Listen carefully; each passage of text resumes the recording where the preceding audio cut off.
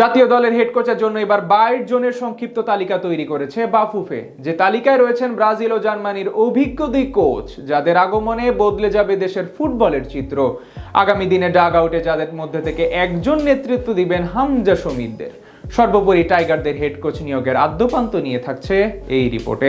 বদলে যাওয়া দেশের ফুটবলে এখন সবচেয়ে আলোচিত বিষয় কে হবেন জাতীয় দলে হামজা শমীরদের head coach. Spanish coach Javier কাবরেরার বিদায়ের পর শূন্য হওয়া এই পদে বসতে আবেদন করেছেন দেশ বিদেশের 270 জন কোচ। সেখান থেকে যাচাই বাছাই করে বাফুফের টেকনিক্যাল কমিটি তালিকায় নামিয়ে এনেছে মাত্র 20 জনে। আর 30 এপ্রিলের মধ্যে নতুন করে হাই প্রোফাইল কোনো কোচ সিবি জমা না দিলে মে মাসেই শুরু হবে এই 20 জনের চূড়ান্ত সাক্ষাৎকার। আর এই সংক্ষিপ্ত তালিকায় সবচেয়ে বেশি নজর কাটছেন দুই বিশ্বমানের কোচ রোজারিও মিকেল এবং Bernd Stock. Brazilian coach Rosario Miguel কেন বাংলাদেশের জন্য গুরুত্বপূর্ণ তা তার হাই প্রোফাইল দেখলেই বোঝা যায়। নেইমার, গ্যাব্রিয়েল জেসুস ও মার্কোইনোসদের মতো তারকাদের নিয়ে 2016 অলিম্পিকে ব্রাজিলকে স্বর্ণ জেতানো এই কোচ জানেন কিভাবে তারকাদের থেকে সেরাটা বের করে আনতে হয়। শুধু লাতিন ফুটবলেই নয়, মিশরের অনূর্ধ্ব 23 দলকে অলিম্পিকে তোলা এবং সৌদি আরবের আল হিলালে কাজ করার সুবাদে এশিয়ান ফুটবল সম্পর্কেও তার ধারণা বেশ স্বচ্ছ।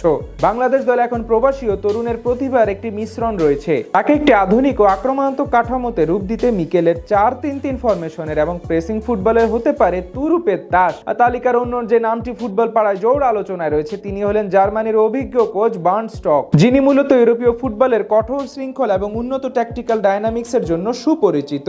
হাঙ্গেরি ও কাজাখস্তানের মতো জাতীয় দলের সাথে কাজ করায় কোচের আগমনে তাই বদলে যাবে দেশের ফুটবলের ভবিষ্যৎ, এমনটাই আশা ভক্ত সমর্থকদের। বিশেষ করে হাঙ্গেরিকে 2016 সালে ইউরোপের চ্যাম্পিয়নশিপে নকআউট পর্বে নিয়ে যাওয়া ছিল তার ক্যারিয়ারের অন্যতম বড় সাফল্য।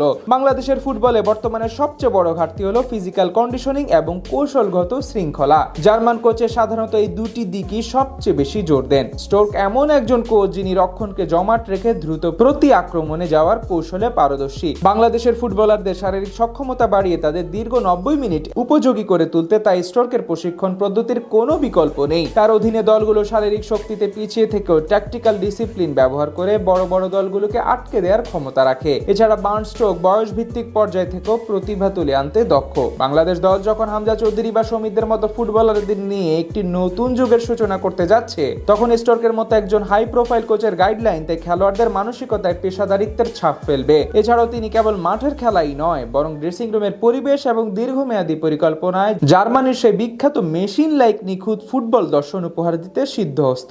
সর্বোপরি রোজারিও মিকেলের ছান্দিক ফুটবল কিংবা বার্ন্ট স্টকের জার্মান শৃঙ্খলা, এই দুইয়ের যাই আসুক তাতে যে দেশের ফুটবল দিন শেষে উপকৃত হবে সে কথা বলাই যায়। আর গদবাঁধা ফুটবলের বাইরে গিয়ে দেশের ফুটবলে নতুন যুগের সূচনা ঘটবে, এমনটাই প্রত্যাশা সকলের।